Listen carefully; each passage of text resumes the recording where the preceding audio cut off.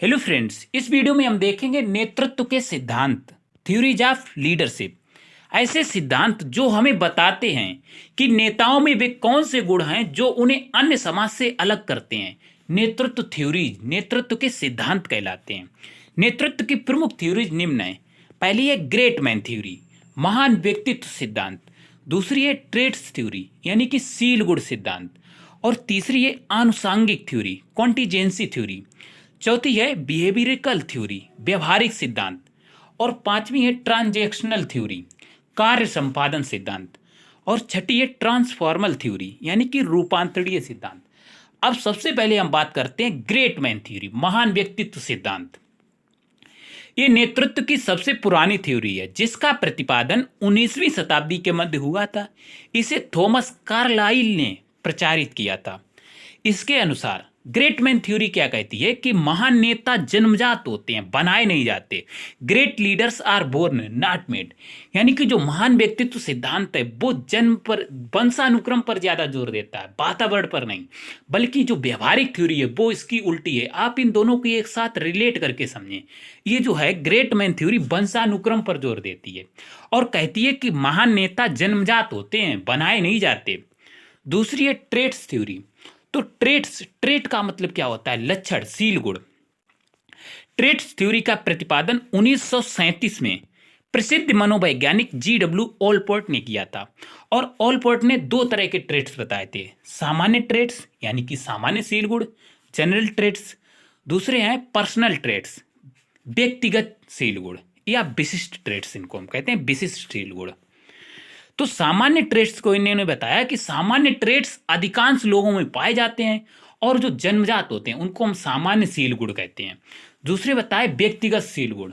ठीक है, व्यक्तिगत ट्रेट्स ये कुछ व्यक्तियों में ही होते हैं, कुछ व्यक्तियों में ही पाए जाते हैं। जो व्यक्तिगत सील गुण हैं वही नेतृत्व के गुण को पैदा करते हैं। ठीक है, जो कुछ विशिष्ट लोगों में ही पाए जाते हैं, कुछ लोग ही नेता बन पाते हैं।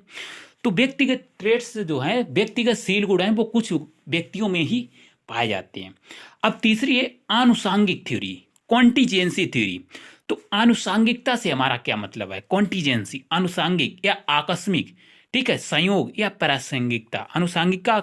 आनुषांगिकता का मतलब है आकस्मिकता, संयोग या प्रासंगिकता। मतलब ये थ्योरी हमें बताती है किसी भी व्यक्ति में नेता बनने का गुण एट रैंडम, आकस्मिक रूप से पैदा हो जाता है। आनुषांगिक नेतृत्व की थ्योरी मानव सील गुण परिस्थिति से संबंधित है।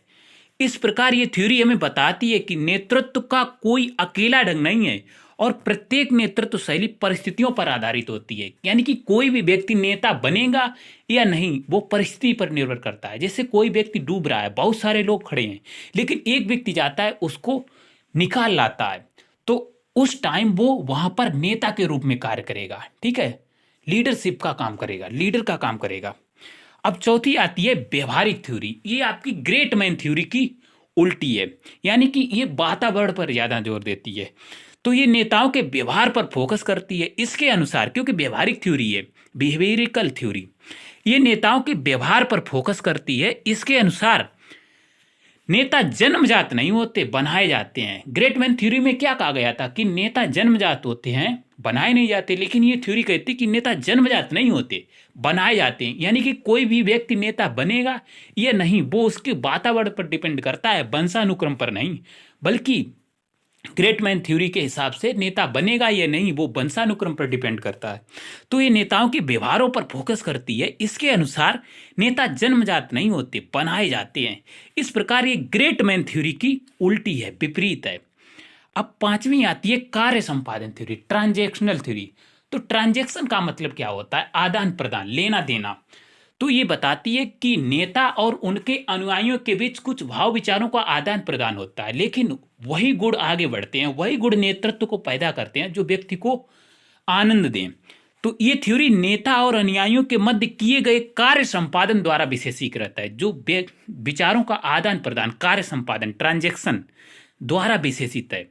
सामान्य रूप से मानव आनंददायक अनुभवों को अधिकतम करने और आनंद ना देने वाले अनुभवों को कम करने का प्रयास करता है। जिन अनुभवों में उसको आनंद आता है वो उसको अधिकतम करता है और इन्हीं से नेतृत्व के गुण पैदा होते हैं।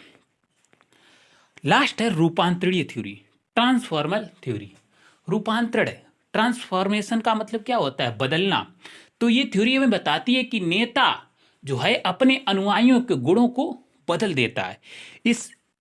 इसके अनुसार नेता अपनी अभिप्रेरणा, प्रकृति और अच्छे व्यक्तित्व के माध्यम से अपने अनुयायियों के व्यवहार में परिवर्तन कर देता है, रूपांतरण कर देता है।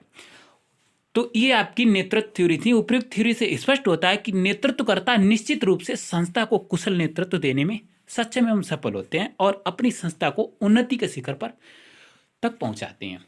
ये थी नेतृत्व की थ्योरी, नेतृत्व के सिद्धांत। Thank you.